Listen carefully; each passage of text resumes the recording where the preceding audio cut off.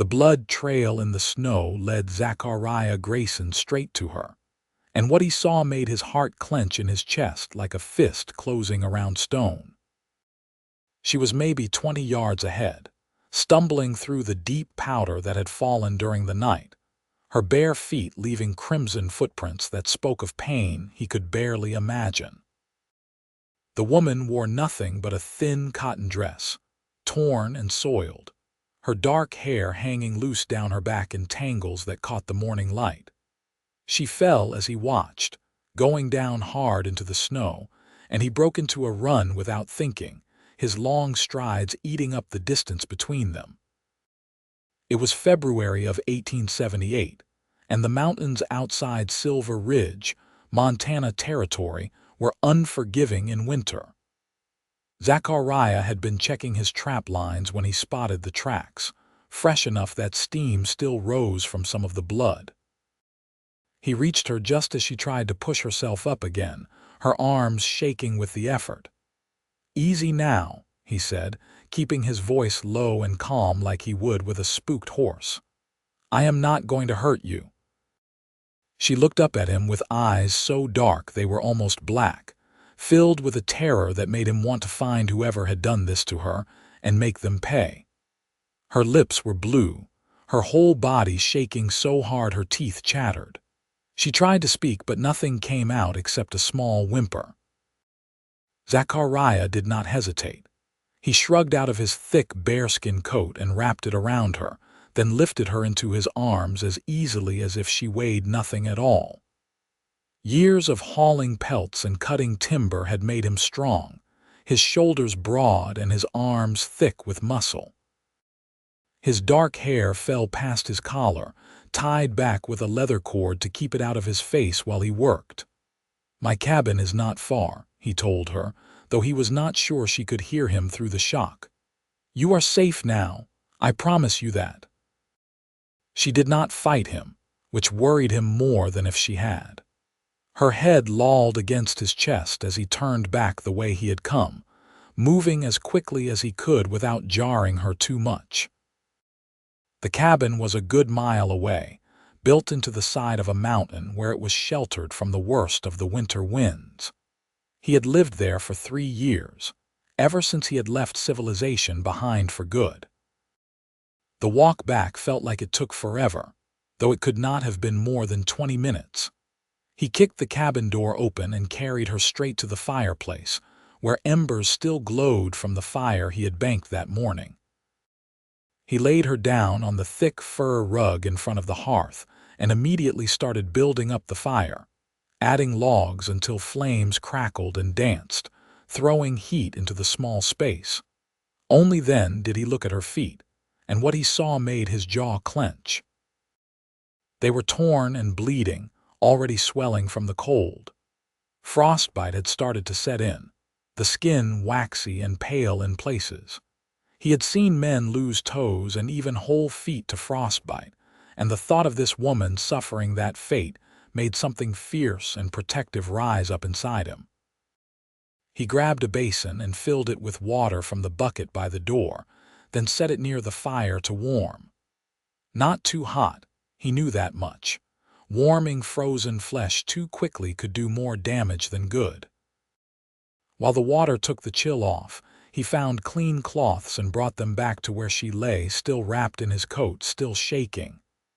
"I need to tend to your feet," he said gently, crouching down beside her. "It is going to hurt, but if I do not do this, you could lose them. Do you understand?" She nodded, just the smallest movement of her head, but it was enough. Her eyes met his, and he saw that beneath the terror was a strength that surprised him. Whoever she was a fighter. Zachariah worked as carefully as he could, unwrapping the coat just enough to access her feet. Up close, they looked even worse, the cuts deeper than he had thought. He tested the water with his finger, found it barely lukewarm, and began to clean the wounds with gentle strokes. She gasped at the first touch, her hands fisting in the bearskin coat, but she did not pull away. "What is your name?" he asked, trying to distract her from the pain. For a long moment she did not answer. Then, in a voice so hoarse he barely heard it, she whispered, "Sophia. Sophia Colton." "I am Zachariah Grayson," he said, dipping the cloth into the water again. "Folks used to call me Zach back when I lived around folks. How did you come to be out in the snow like this, Sophia?" Her whole body tensed, and he saw fresh fear flash across her face. "Please," she whispered. "Please do not send me back to them." "Back to who?" "The men who took me. They were taking me to Copper Falls, to a place there. I jumped from the wagon last night when they made camp. I ran, and I did not stop running until I could not run any more." Zachariah felt rage build in his chest, hot and fierce. He knew what kind of place she meant, the kind where women were bought and sold like cattle. He had heard rumors of such operations in the mining towns, where desperate men paid for company and did not care much how that company came to be there. "You are not going back," he said, his voice hard as iron. "I give you my word on that. No one is taking you anywhere you do not want to go." She looked at him with those dark eyes, searching his face for any sign of a lie. Whatever she saw there seemed to satisfy her, because some of the tension left her body. "Thank you," she breathed. He finished cleaning her feet and wrapped them in clean cloths, then retrieved one of his blankets and wrapped it around her shoulders over the coat. "You need to warm up slowly," he explained. "I am going to make you some broth. When did you last eat?" "I do not know, days maybe. They did not feed us much, us. There had been others." He filed that information away to think about later. Right now, his priority was keeping this woman alive. Zachariah moved to the small kitchen area of his cabin and found the dried venison he had been planning to use for stew. He cut it into small pieces and dropped them into his cooking pot along with some wild onions and herbs, then hung the pot over the fire. While it cooked, he pulled a chair close to the fireplace and sat down, watching Sophia carefully for any signs that she was getting worse. She had stopped shaking quite so hard, which was a good sign. Her eyes were closed, but he could tell by her breathing that she was not asleep. Just resting, gathering her strength. "How long were they taking you?" he asked quietly. "3 weeks, I think, maybe 4, I lost track of the days." Her eyes opened and fixed on the fire. "They took me from Billings. I was working at a hotel there, cleaning rooms. One of the men came in pretending to be a guest, and when I went to make up his room, he grabbed me. Put something over my face, some kind of cloth that smelled sweet. When I woke up, I was in a wagon with 5 other women. Did the others get away?" She shook her head and he saw tears well up in her eyes. "I tried to get them to come with me, but they were too scared. Or maybe they were just smarter than me. At least in the wagon they were not freezing to death in the snow." "You did the brave thing," Zachariah said firmly. "The right thing. Those men would have sold you to the highest bidder, and you would have spent the rest of your life in hell. You gave yourself a chance at freedom. That took more courage than most men I have known possess." She looked at him then, really looked at him, and he felt something shift in the air between them. "Why are you helping me?" she asked. "You do not know me. I could be anyone. You are a person in need," he said simply. "That is all I need to know." The broth started to bubble, and he ladled some into a tin cup, then brought it to her. "Drink this slowly," he instructed.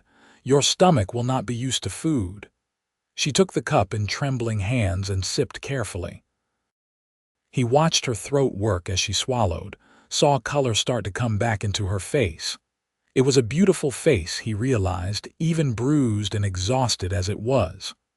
High cheekbones, a full mouth, those remarkable dark eyes. She could not have been more than 25, he guessed, though the hardship she had endured made her seem older. "How old are you?" he asked, then immediately felt foolish for asking such a personal question. 23, she said. "You?" 27. She nodded and took another sip of broth. "Have you lived here long?" "In this cabin?" 3 years.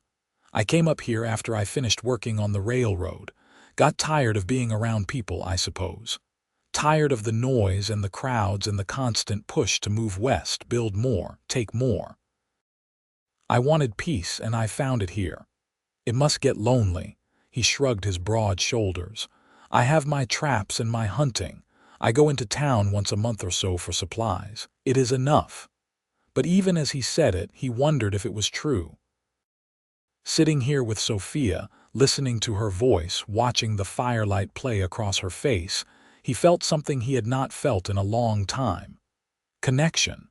The sense that he was not alone in the world. She finished the broth and handed the cup back to him. That was very good, thank you. There is more when you are ready for it. For now, you should rest. You are safe here, Sophia. I will not let anyone hurt you. I believe you, she said softly, and then her eyes drifted closed. Zachariah watched her sleep, his mind working through the implications of what she had told him. Men stealing women off the streets and selling them to brothels. It made his blood boil. He had always known there was evil in the world, but knowing it and seeing the evidence of it lying broken and bleeding on his floor were two different things. He would protect her, he decided. For as long as she needed protection, he would stand between her and anyone who tried to take her. And if those men came looking for her, well, they would find out that Zachariah Grayson was not a man to be trifled with. The afternoon passed quietly. He checked her feet periodically, relieved to see that the warmth and the cleaning seemed to be helping. The waxy pallor was fading, replaced by a more normal pink color, though the cuts and abrasions would take time to heal. She slept through most of it, her body demanding rest to recover from the ordeal. As evening approached, Zachariah made a decision. He pulled his bedroll from the corner where he usually slept and arranged it on the far side of the cabin, giving Sophia the prime spot by the fire. She would need the warmth more than he would. And besides, he had spent enough nights sleeping under the stars that a slightly cooler spot in his own cabin would hardly bother him. She woke when the sun was setting, painting the western sky in shades of orange and gold that filtered through the cabin's single window. He saw her eyes open and immediately brought her more broth, this time with some soft pieces of venison in it. "How are you feeling?" he asked.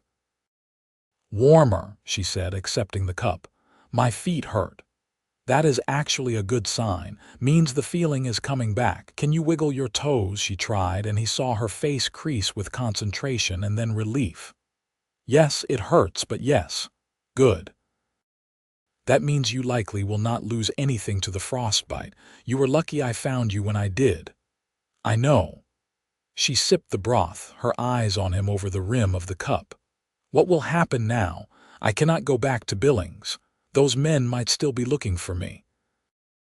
And I have no money, no way to support myself." "You can stay here," Zachariah said, the words coming out before he had fully thought them through. But once they were out, he knew they were right. "Until you heal, at least. Until you figure out what you want to do next. I have room, and I could use some help around the place when you are feeling better. I could not impose on you like that. It is not an imposition. It is an offer, freely given. Take it or leave it as you choose, but know that you are welcome here for as long as you need." She studied him for a long moment, those dark eyes searching his face again. "Why are you being so kind to me?" "Because someone should be," he said simply. "Because you deserve kindness after what you have been through, and because I meant what I said earlier. No one is taking you anywhere you do not want to go, not while I have breath in my body to stop them." Tears spilled down her cheeks, and she quickly wiped them away with the back of her hand. "I am sorry. I do not usually cry like this." "You have earned the right to cry," Zachariah said gently. "You have been through hell. Give yourself permission to feel what you feel." She nodded and finished the broth in silence. When she handed the cup back, she said, "I accept your offer. I will stay until I am healed, and I will help however I can. I am a hard worker, I promise you that." "I do not doubt it. Anyone who could escape from armed men and run through a snowstorm barefoot has more grit than most." That night, he made her as comfortable as possible by the fire and settled into his own bedroll on the far side of the cabin. He could hear her breathing in the darkness, steady and even, and found it oddly comforting. For the first time in 3 years, he was not alone in his mountain refuge, and while he had not asked for company, he could not deny that it felt right somehow. The next few days fell into a pattern. Zachariah would rise early and tend to the fire, then check Sophia's feet and change the bandages. He made her simple meals, mostly broth and soft foods that would be easy on her stomach. She slept a lot those first days, her body using the rest to heal. When she was awake, they talked. He learned that she had come west from Ohio 2 years earlier after both her parents died of fever. She had no other family, no one waiting for her anywhere. She had been trying to make a life for herself in Billings, working whatever job she could find when the men took her. He told her about his own life, though there was less to tell. He had grown up on a farm in Missouri, the youngest of 4 sons. When the call went out for workers on the Transcontinental Railroad, he had signed on, looking for adventure and wages. He had found both and had saved enough money to buy supplies and head into the mountains when the work was done. "You never think about going back?" she asked him on the 3rd day. "To civilization, I mean, to a town where there are other people." "Sometimes," he admitted. "Mostly in the dead of winter when the snow gets so deep I cannot check my trap lines for weeks at a time. But then spring comes, and I remember why I love it here. The quiet, the freedom, the sense that I am beholden to no man, living by my own rules and my own wits." "It sounds lonely to me," she said softly. "It was," he said, looking at her across the firelight. "Until now." She blushed and looked away, but he saw the small smile that tugged at the corners of her mouth. By the end of the first week, Sophia was able to stand, though her feet were still too tender for her to walk far. Zachariah fashioned her a pair of moccasins from soft deerskin, padding them with rabbit fur to cushion her healing feet. She cried when he gave them to her, which made him feel both proud and embarrassed. "I have never had anyone make something just for me before," she said, holding the moccasins like they were made of gold. "They are just shoes," he said gruffly, but he was pleased nonetheless. She started helping around the cabin as soon as she was able, insisting on earning her keep despite his protests. She mended his clothes, which he had to admit were in sorry shape after years of his rough stitching. She cleaned and organized, turning his bachelor disorder into something approaching a real home. She even took over the cooking, and he was amazed at what she could do with his limited supplies. "Where did you learn to cook like this?" he asked one evening, finishing off a second helping of venison stew that was leagues better than anything he had ever made himself. "My mother," she said, a sad smile crossing her face.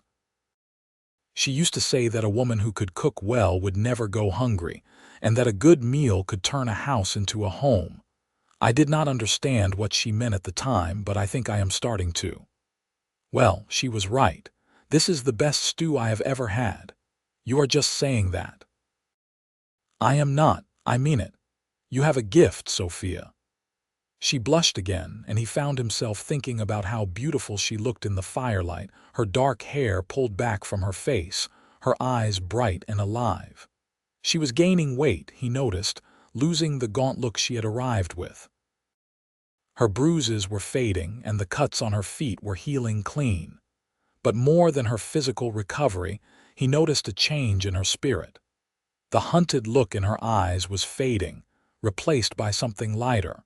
She laughed more easily now, and sometimes he would catch her humming while she worked. It made his heart glad to see it. The second week brought a heavy snowstorm that kept them both inside for 3 straight days. Zachariah worried at first that being trapped in close quarters might make Sophia uncomfortable, but instead, they fell into an easy companionship. They talked for hours about everything and nothing. She told him stories about growing up in Ohio, about her parents and the life she had known before they died. He told her about his brothers, about the endless work on the farm and the dreams he had harbored of seeing the wild country. "Do you miss them?" she asked. "Your brothers?" "Sometimes," he admitted, "though we were never especially close.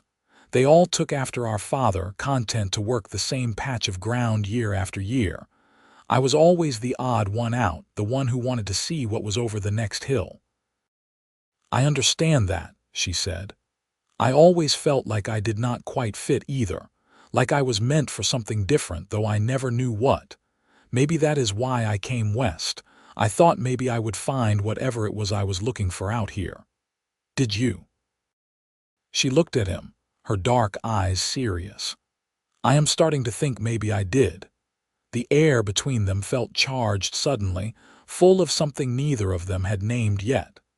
Zachariah felt his heart beating faster, felt the pull toward her like gravity. He wanted to cross the small space between them, to take her hand, to kiss her. But he held himself back. She had been through too much, suffered too much at the hands of men. He would not push her, would not make her feel pressured or afraid. Instead, he stood and moved to the window, looking out at the snow falling thick and fast. "Storm should blow itself out by morning," he said, his voice rougher than he intended. "Zachariah," she said softly. He turned to look at her. "Thank you for being patient with me, for being kind. I know I have been here nearly 2 weeks now, and I have not properly thanked you for saving my life." "You do not need to thank me." "Yes, I do. You are a good man, Zachariah Grayson, better than any I have ever known." He did not know what to say to that, so he just nodded and turned back to the window, his throat tight with emotion he did not have words for. That night, lying in his bedroll across the cabin, he listened to her breathing and admitted to himself what he had been trying to deny. He was falling in love with her strength and her courage, with her laugh and her smile, with the way she had turned his solitary cabin into a home. It terrified him and thrilled him in equal measure. The storm cleared by morning, as he had predicted, leaving the world outside blanketed in fresh powder that sparkled like diamonds in the sunlight. Zachariah went out to check his trap lines and came back with 2 rabbits and a mink. Sophia had the stew pot ready when he returned, and they worked side by side skinning the rabbits and preparing them for cooking. "I have been thinking," she said as she worked, "about what I will do when my feet are fully healed." His heart sank, though he tried not to let it show on his face. "Have you decided?" "I do not want to go back to Billings. Too many bad memories there.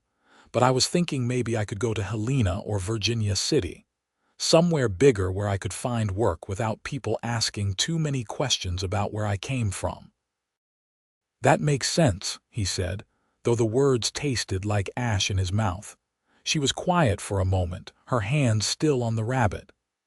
"Unless," she said softly, not looking at him, "unless you might want me to stay, not as a guest but as a partner, someone who shares the work and the life here." His hand stilled. "Sophia, I know it is presumptuous of me to even suggest it," she said quickly, her words tumbling over each other. "And if you would rather I leave, I will understand. But these past 2 weeks have been the happiest of my life, and I cannot bear the thought of leaving unless you want me to go." He set down the knife he had been using and moved to stand in front of her. "Look at me," he said gently. She raised her eyes to his, and he saw hope and fear warring in their dark depths. "I do not want you to go," he said, his voice rough with emotion. "I want you to stay, not as a guest or even as a partner, but as my wife, if you will have me. I know it is too soon, and I know I do not have much to offer you except this cabin and a hard life in the mountains. But I love you, Sophia Colton. I think I have loved you since the moment I found you in the snow. And if you will have me, I will spend the rest of my life making sure you never regret saying yes. Tears spilled down her cheeks, but she was smiling. Yes, she said. Yes, Zachariah, I will marry you. I love you too. I think I have loved you since you wrapped me in your coat and told me I was safe. He pulled her into his arms then, holding her close, and when he kissed her, it felt like coming home. She melted against him, her arms coming up to wrap around his neck, and he marveled at how perfectly she fit against him, as if she had been made to be there. When they finally broke apart, both of them were breathing hard. I will need to go into town to get a preacher, he said. And some supplies, maybe some fabric so you can make yourself a proper dress if you want one. I do not need a fancy dress, she said, just you. You will have me, he promised, for as long as we both shall live. 2 weeks later, on a clear cold day in early March, they rode down to Silver Ridge together. Sophia sat in front of Zachariah on his horse, wrapped in furs to keep her warm. Her feet were healed enough now that she could walk without pain, though he still worried about her overdoing it. The town was small, just a handful of buildings clustered around a main street, but it had a church and a preacher, which was all they needed. Zachariah introduced Sophia as his intended, and if the preacher thought it odd that this mountain man was suddenly showing up with a woman to marry, he was polite enough not to say so. They were married that afternoon in the small church, with the preacher's wife and the general store owner as witnesses. Sophia wore a simple blue dress that the preacher's wife had lent her, and Zachariah had trimmed his hair and beard for the occasion. When the preacher pronounced them man and wife, Zachariah kissed his bride with a tenderness that made the preacher's wife dab at her eyes with her handkerchief. Afterward, they visited the general store, where Zachariah bought fabric and thread, coffee and sugar, and a small bottle of rose water because he saw Sophia looking at it with longing. The store owner, a friendly man named Peterson, congratulated them on their marriage and threw in a sack of peppermints as a wedding gift. They were loading their purchases onto the horse when a group of men rode into town. Zachariah felt Sophia tense beside him, and he looked at her questioningly. "Those are them," she whispered, her face pale. "The men who took me." Zachariah felt rage flood through him, hot and fierce. There were 4 of them, rough-looking men with hard eyes and guns on their hips. They had not spotted Sophia yet, too busy dismounting and heading toward the saloon. "Stay here," he told Sophia, his voice hard. "Zachariah, no, they are dangerous." "So am I," he said. He made sure his own pistol was loose in its holster, then crossed the street to intercept the men before they could reach the saloon. "Afternoon," he said, his voice carrying just enough edge to make them stop and look at him. The leader, a man with a scar across his cheek, looked him up and down. "Something we can do for you, friend." "I am not your friend," Zachariah said. "And yes, there is something you can do for me. You can get on your horses and ride out of this territory and never come back." The scarred man laughed. "That's so. And why would we do that? Because if you do not, I am going to kill you." The laughter died. The 4 men spread out slightly, their hands moving toward their guns. "That is big talk from one man against 4. I only need to be faster than you," Zachariah said calmly, "and I am." "What is this about?" the scarred man demanded. "We do not even know you." "No, but you know my wife. You took her from Billings and were planning to sell her. She escaped and I found her. Now she is under my protection, which means if you so much as look at her wrong, I will put you in the ground. Are we clear?" Understanding dawned in the scarred man's eyes, and he glanced around, clearly looking for Sophia. "That little bit is here. She belongs to us. We paid good money for her." "She does not belong to anyone except herself," Zachariah said, his voice dropping to a deadly calm. "And if you do not leave right now, you will find out what happens to men who deal in human flesh." The four men looked at each other, clearly trying to decide if it was worth the fight. Zachariah stood relaxed, his hand near his gun, and let them see in his eyes that he was not bluffing. He had killed before, during his railroad days when bandits attacked their camp. He had no qualms about doing it again to protect Sophia. Finally, the scarred man spat in the dirt. "She is not worth dying over, but you made an enemy today, friend." "I can live with that," Zachariah said. The men mounted up and rode out of town, and Zachariah stood watching until they were out of sight. Only then did he allow himself to relax, his heart pounding with the aftermath of adrenaline. He turned to find Sophia standing in front of the general store, her face white. He crossed to her and pulled her into his arms. "It is over," he said. "They are gone. They said you made an enemy. Let them be enemies. I have faced worse, and I will face anything to keep you safe." She pressed her face against his chest, and he felt her trembling. "I was so afraid they would hurt you." "I am not easy to hurt," he said, trying to lighten the mood. "Besides, they were cowards. Men who make their living stealing women usually are." They rode back to the cabin as the sun was setting, the sky painted in shades of purple and gold. Sophia was quiet, and Zachariah could tell she was still shaken from the encounter. When they reached the cabin, he helped her down from the horse and carried their supplies inside. "I will put the horse away and be right back," he told her. When he returned, she had lit candles and built up the fire. She stood by the hearth, still wearing the borrowed blue dress, and when she turned to look at him, he saw determination in her eyes. "I will not let them take this from me," she said. "This happiness, this life we are starting together. They do not get to steal that too." "No, they do not," he agreed. She crossed to him and took his hands in hers. "Make love to me, Zachariah. Help me forget about them and everything they took from me. Help me start fresh." He cupped her face in his hands, his thumbs stroking her cheeks. "Are you sure? We do not have to rush anything." "I am sure. I have never been more sure of anything." He kissed her then, slow and deep, and when he lifted her in his arms and carried her to the bed, she wrapped her arms around his neck and held on tight. They made love slowly, tenderly, and afterward she fell asleep curled against his chest, her breathing deep and even. Zachariah lay awake, his arms around his wife, and felt a contentment he had never known before. This woman had come into his life broken and bleeding, and somehow, in healing her, he had healed something in himself. He had not realized how lonely he had been until she filled that emptiness. He would protect her, he vowed silently.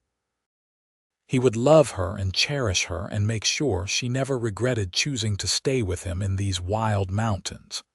Spring came slowly to the mountains that year, but when it finally arrived, it brought with it new life and new hope. Sophia threw herself into making the cabin truly theirs, planting a garden with seeds Zachariah bought on their monthly trips to town. She sewed curtains for the windows and braided rag rugs for the floor. She learned to tan hides and helped Zachariah prepare his pelts for market.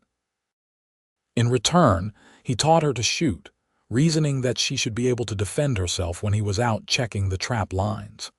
She proved to be a quick study, her hands steady and her eyes sharp. By the time summer arrived, she could hit a tin can at 50 paces. They fell into a rhythm, their lives entwining like the roots of the aspen trees that grew thick around the cabin. Every day brought new small joys. Waking up together in the morning, working side by side during the day, falling asleep in each other's arms at night. It was a simple life, but it was theirs, and that made it precious. In July, Sophia started feeling sick in the mornings. At first, she tried to hide it, but Zachariah noticed everything about her, and he quickly figured out what was happening. "You are with child," he said one morning, finding her bent over the wash basin, her face pale. She looked up at him, fear and joy mingling in her eyes. "I think so. Are you happy?" He crossed to her and pulled her into his arms, holding her close. Happy does not begin to cover it. Terrified, yes. Overwhelmed, certainly. But happy most of all. We are going to be parents, Sophia. She burst into tears then, and he held her while she cried, understanding that these were tears of relief and joy rather than sorrow. When she finally pulled back, she was smiling through her tears. "I was afraid you might not want children," she admitted. "That you might think they would disrupt the peace you found up here." "Peace is fine," he said, wiping away her tears with his thumbs. "But this, what we are building together, is so much better than peace. This is life, Sophia. Real life. Messy and complicated and beautiful. I would not trade it for anything." The pregnancy progressed smoothly, though Zachariah worried constantly. He insisted on making the monthly trips to town alone, not wanting Sophia to overexert herself. He brought back books about childbirth and childcare, reading them by candlelight while she slept. The preacher's wife, a kind woman named Martha, took Sophia under her wing, teaching her what to expect and how to prepare. Zachariah was grateful for the help, even though it meant admitting to himself that he had no idea what he was doing. As summer turned to fall, Sophia's belly grew round, and Zachariah found himself marveling at the miracle of it. There was a child growing inside her, part him and part her, a new life they had created together. Sometimes at night, he would lay his hand on her stomach and feel the baby kick, and it filled him with a wonder he could not put into words. "What do you want to name them?" Sophia asked one evening as they sat by the fire. "I have been thinking about that," he said. "If it is a boy, maybe Thomas, after my grandfather. He was a good man, the only member of my family who understood why I needed to leave." "Thomas Grayson," she said, testing the name. "I like it." "And if it is a girl, I was thinking maybe Rose, simple and beautiful like you." She blushed and swatted his arm. "I am not beautiful." "You are the most beautiful thing I have ever seen," he said seriously. "Especially now carrying our child. You glow, Sophia, like the sun." Winter came early that year, and with it came worry. The baby was due in late January or early February, right in the middle of the harshest season. Zachariah made sure they had plenty of firewood and supplies, and he stopped checking his far trap lines, staying close to the cabin in case Sophia needed him. On a frigid night in late January, her labor started.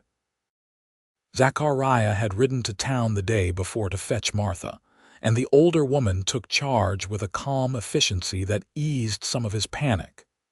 "You are going to be fine," Martha told Sophia as the contractions intensified. "You are strong, and this baby wants to meet you." Zachariah felt useless, standing by helplessly while Sophia labored. He held her hand when she needed something to grip, brought water and clean cloths when Martha asked for them, and tried not to let his fear show on his face. The labor lasted through the night and into the next day. Zachariah had never felt so frightened in his life. Every cry of pain from Sophia felt like a knife to his heart, and he found himself making silent bargains with God, promising anything if only she and the baby would both survive. Finally, as the sun was setting on the second day, a baby's cry filled the cabin. Martha worked quickly, and a moment later she placed a tiny, squalling bundle in Sophia's arms. "It is a boy," she announced, beaming. "A healthy, strong boy." Zachariah moved to Sophia's side, looking down at the tiny face of his son. The baby had a shock of dark hair and eyes that would probably be brown like his mother's. He was perfect. "Thomas," Sophia whispered, looking up at Zachariah with exhausted joy. "Our Thomas." He kissed her forehead, his eyes burning with unshed tears. "You did so well, my love. You were so brave. "We made this," she said wonderingly, looking down at the baby. "We made him together." Over the next few weeks, they adjusted to life with a newborn. Zachariah had thought his solitary life in the mountains was challenging, but nothing had prepared him for the sheer exhaustion of caring for an infant. Thomas had strong lungs and used them frequently, especially at night. But even in the midst of the sleepless nights and the endless feedings, Zachariah had never been happier. Watching Sophia nurse their son, seeing the tenderness in her eyes as she held him, filled him with a love so fierce it almost frightened him. He had not known his heart could hold this much. When spring came again, Thomas was starting to smile and coo, and Sophia had regained her strength. They fell back into their routines, though now every task was punctuated by the needs of their son. Zachariah built a cradle and carved wooden toys. Sophia sang lullabies her mother had taught her. They were a family now, complete and whole. One evening in late April, as they sat on the porch watching the sun set over the mountains, Sophia turned to him with a soft smile. "You ever regret it?" she asked. "Giving up your solitary life for all of this chaos?" He looked at her, at the baby sleeping in her arms, at the life they had built together in this wild place. "Not for a single second," he said. "You and Thomas are the best things that ever happened to me. I did not even know I was living half a life until you came along and made it whole." "I feel the same way," she said. "When I was stumbling through that snow, I thought I was going to die. I had accepted it, even. But then you found me, and you gave me not just my life back, but a life better than anything I could have imagined. You gave me a home and a family and love. You gave me everything." He reached over and took her free hand, threading his fingers through hers. "We gave each other everything," he corrected gently. "You saved me just as much as I saved you. I was just existing before you came, going through the motions. You taught me what it means to really live." They sat in comfortable silence as the sky darkened and the first stars appeared. Inside the cabin, the fire crackled cheerfully, and outside, the night sounds of the forest created a familiar symphony. This was home, Zachariah thought. Not the cabin or the mountains or even Montana territory. Home was wherever Sophia and Thomas were. The years that followed were good ones. They had their challenges, certainly. There were hard winters when supplies ran low and they had to ration carefully. There were close calls with wildlife, including a grizzly bear that Zachariah had to scare off when it got too close to the cabin. There were illnesses and injuries and the thousand small disasters that made up life on the frontier. But through it all, they had each other. When Thomas was 2, Sophia became pregnant again, and this time she gave birth to a daughter they named Rose, just as Zachariah had suggested years before. Rose had her father's blue eyes and her mother's dark hair, and she was as fierce and independent as her namesake flower. Thomas grew into a sturdy boy who loved following his father on the trap lines, learning the ways of the mountains. Rose was quieter, more thoughtful, content to help her mother in the garden or with the cooking. But both children were loved fiercely and raised with the values their parents held dear: honesty, kindness, courage, and the importance of standing up for what was right. When Thomas was 7 and Rose was 5, Zachariah and Sophia made a decision. The children needed education and the chance to be around other kids their age. As much as they loved their mountain home, they could not deny their children opportunities just to maintain their isolation. They moved to Silver Ridge, buying a small house on the edge of town with money Zachariah had saved from years of selling pelts. It was an adjustment for all of them. Zachariah missed the quiet of the mountains and the freedom of his old life. But when he saw Thomas and Rose thriving in school, making friends and learning from books, he knew they had made the right choice. Besides, They kept the cabin. Every summer, the whole family would pack up and spend 3 months in the mountains, and those were magical times. The children ran wild through the forest, learning to track and hunt and fish. Sophia tended her garden and picked wild berries. Zachariah chopped wood and repaired the cabin and felt the peace of the wilderness settle back into his bones. As Thomas approached his 12th birthday, Zachariah took him aside one evening at the cabin. They sat on the porch, watching the sun set just as he and Sophia had done so many years before. "Your mother and I have something we want to tell you," Zachariah said. "A story about how we met." He told Thomas everything then. About finding Sophia in the snow, about the men who had taken her, about the choice she had made to run rather than accept her fate. Thomas listened with wide eyes, and when the story was finished, he was quiet for a long moment. "Mama was very brave," he finally said. "The bravest person I know," Zachariah agreed. "I want you to understand something, son. Your mother could have given up that night in the snow. She could have let the cold take her, or she could have stayed with those evil men and accepted the life they had planned for her. But she fought. She kept going even when it seemed hopeless, and that is how I found her. That is why you are here today." "Did you love her right away?" Thomas asked. Zachariah considered the question. "I think I did," he said honestly. "I saw her spirit and her strength, and I knew she was someone special. But love grows, Thomas. It starts as a spark and builds into a fire if you tend it carefully. Your mother and I have been tending our fire for 13 years now, and it burns brighter every day." "I hope I find someone like that someday," Thomas said. "You will," Zachariah assured him.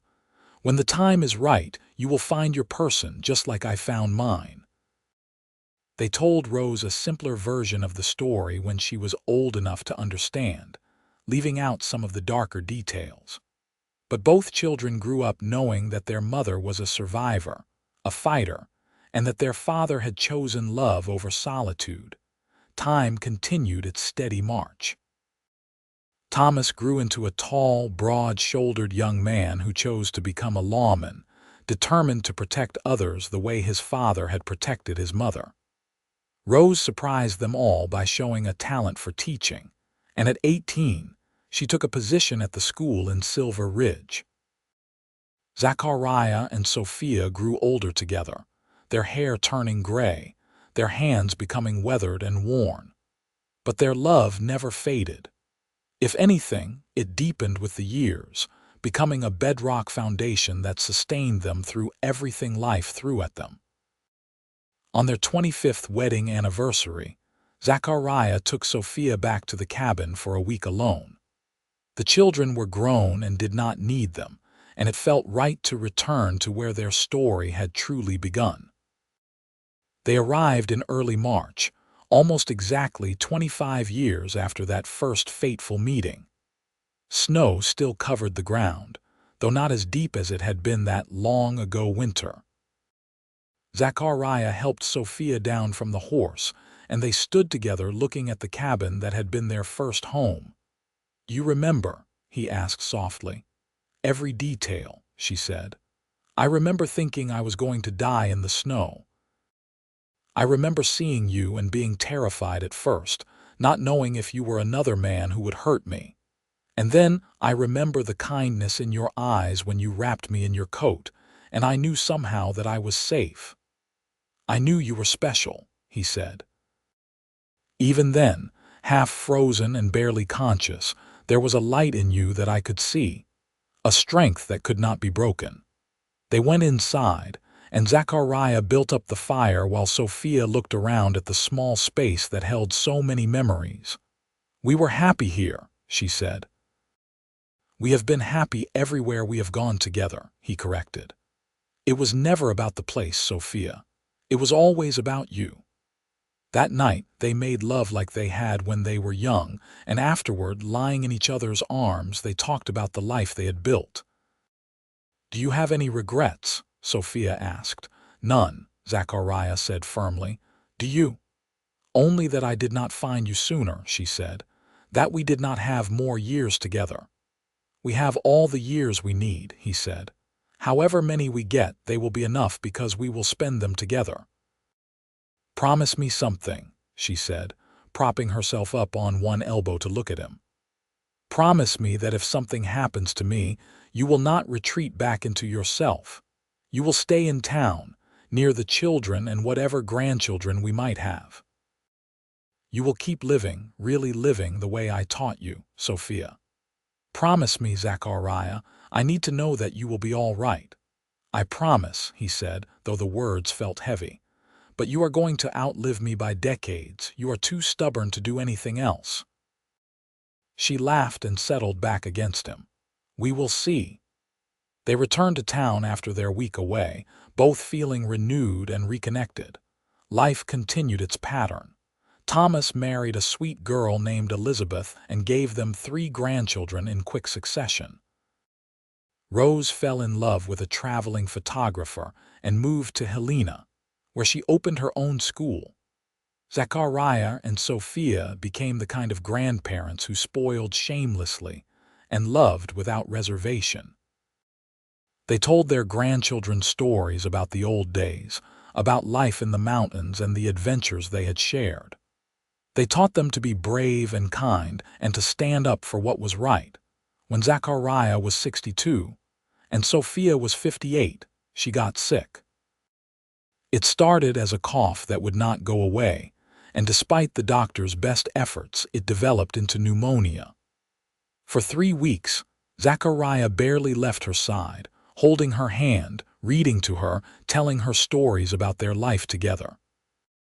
You were the best thing that ever happened to me, he told her one evening when the light was fading and they both knew the end was near. Every day with you was a gift. You saved my life that day in the snow, she whispered, her voice weak but clear. But more than that, you gave me a reason to live. You loved me when I thought I could never be loved again. You gave me children and a home and a life fuller and richer than I ever dreamed possible. I have been so blessed, Zachariah, so very blessed. The blessing was mine, he said, tears streaming down his face. All mine. She died that night, slipping away peacefully in her sleep with Zachariah holding her hand. He sat with her for a long time after she was gone, memorizing every detail of her face, saying goodbye to the love of his life. The funeral was well attended. It seemed like everyone in Silver Ridge came to pay their respects to the woman who had taught school children and helped neighbors, and never turned away anyone in need. Thomas and Rose stood on either side of their father, supporting him as he said his final farewell. In the days and weeks that followed, Zachariah felt adrift. He had not been alone in over 30 years, and the silence of the house without Sophia was unbearable. He thought about going back to the cabin, about retreating into the mountains the way he had before she came into his life. But he had made her a promise and he intended to keep it. So he stayed in town, close to his children and grandchildren. He took walks every day, visited with neighbors, helped out at the school where Rose had once taught. He told stories about Sophia to anyone who would listen, keeping her memory alive. And slowly, gradually, the sharp edge of grief dulled into something he could live with. Not forgetting, never that, but learning to carry the loss without being crushed by it. 5 years after Sophia died, Zachariah was sitting on his porch one spring evening when Thomas came to visit. His son was 37 now, his hair starting to gray at the temples, laugh lines around his eyes. I was thinking about Mama today, Thomas said, settling into the chair beside his father. Remembering that story you told me about how you met. I think about her every day, Zachariah said. Every single day. You really loved her, did you not? More than life itself, Zachariah said simply. She was my everything, Thomas. My best friend, my partner, the mother of my children. I am grateful for every moment I had with her, even though I wish we had more time.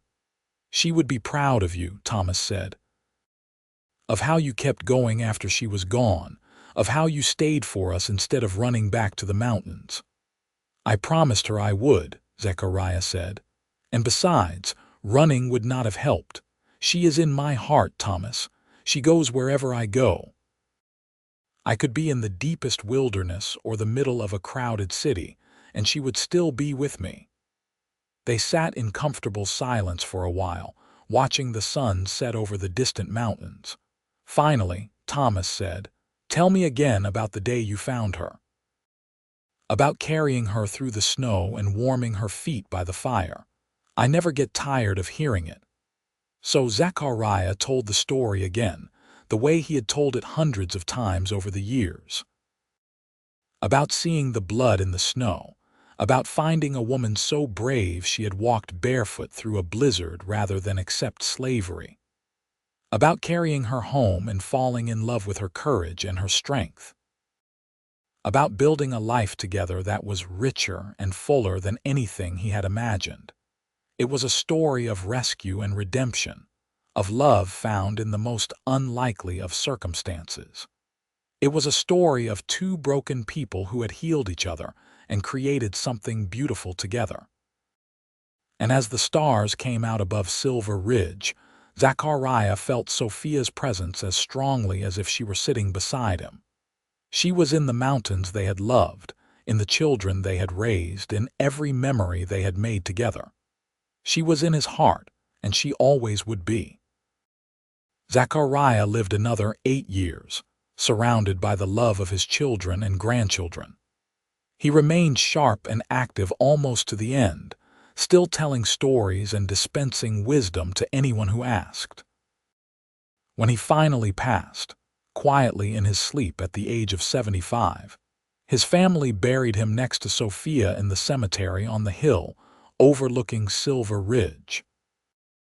On his headstone, Thomas had inscribed a simple message. He saw her walking barefoot in the snow, carried her home, and loved her for the rest of his days. It was a fitting epitaph for a man who had lived fully and loved completely, who had taken a chance on a stranger in the snow and found his whole world. The legacy he and Sophia left behind lived on in their children and grandchildren, in the values they had instilled and the love they had shared. And sometimes, on winter nights when the snow fell thick and fast over the mountains, people swore they could see two figures walking together through the drifts, hand in hand, heading home. Whether it was ghost or memory or simply wishful thinking, no one could say. But it was a fitting ending to a love story that had started with blood in the snow and ended with two souls reunited, finally and forever, in the mountains they had always called home. Their story became part of the folklore of Silver Ridge, passed down through generations as an example of true love and courage. Parents told it to their children, who told it to their children in turn. It became a reminder that sometimes, in the darkest moments, when all hope seems lost, salvation can come from the most unexpected places. Sophia Colton had been walking barefoot through the snow, bleeding and broken, certain she was going to die. And then Zachariah Grayson had found her, this mountain man with a heart as big as the wilderness he called home. He had carried her to safety, warmed her frozen feet, and given her a reason to keep living. In return, she had given him everything he had been missing without even knowing it. She had turned his cabin into a home, his solitude into companionship, his existence into a life worth living. They had saved each other in every way two people could save each other, and in the end, that was the real story. Not about a rescue or a marriage or even about love, though it was all of those things. It was about two souls finding each other in the vastness of the Montana wilderness and recognizing in each other the missing piece they had been searching for all along. It was about choosing love over fear, hope over despair, together over alone. It was about building something beautiful and lasting in a harsh and unforgiving world. It was about the power of one moment, one choice, one act of kindness to change the course of two lives forever. Zachariah had seen her walking barefoot in the snow, and he had carried her home. And in doing so, he had found his own way home too, to a place he had not even known he was looking for. A place not of mountains or cabins or even Montana territory, but a place in Sophia's heart where he belonged and was loved and was finally, completely whole. That was their story. That was their legacy. And long after their bodies had returned to the earth, and their cabin in the mountains had crumbled into dust, their love remained, as enduring and eternal as the mountains themselves, a testament to the transformative power of compassion, courage, and unwavering devotion. The end came peacefully for both of them, as it should for people who had lived with such purpose and love. And if their spirits did indeed walk those mountain paths together in the snow, hand in hand for all eternity, it was exactly what both of them would have wanted. Together, always together, the way they had been from that moment in the snow when their eyes first met, and they recognized in each other their destiny, their home, their forever.